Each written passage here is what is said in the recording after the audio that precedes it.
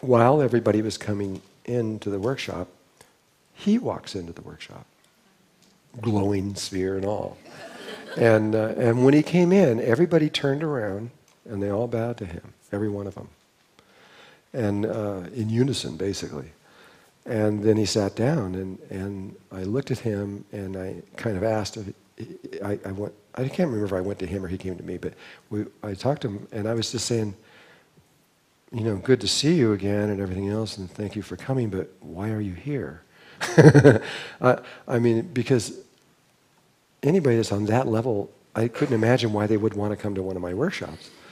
And I finally said, I don't think you need to do this. And he said, no, I want to be here. And so by this time he could speak. This was maybe a few years later. He could speak English, sort of. And so he stayed. And during this workshop, maybe the third day or so, there was a young man in the front who spoke perfect English, and I took him aside and I said to him, "Who is this guy? Why is everybody?" And he looked at me like, "You don't know who that is?" And I go, "No." He says, "We all know who it is." And I don't have his name right now. They've given me everything. I was going to write about him in one of the books, but I didn't. But anyway,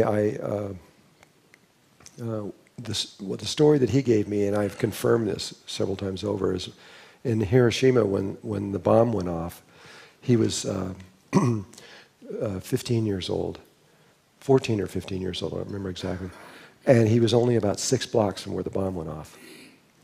And when the explosion was coming at him very fastly, he just put his arms up like this and said, "This will not affect me."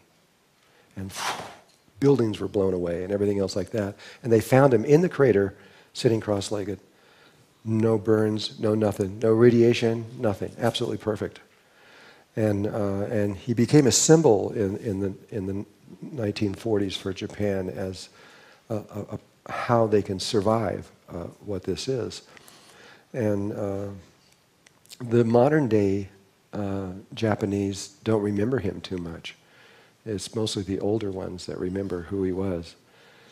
He died recently, and the 4 women who were young then are now older, and they came and gave me a lot of the photographs and his name and all the information and everything. And I still want to write about him at some point.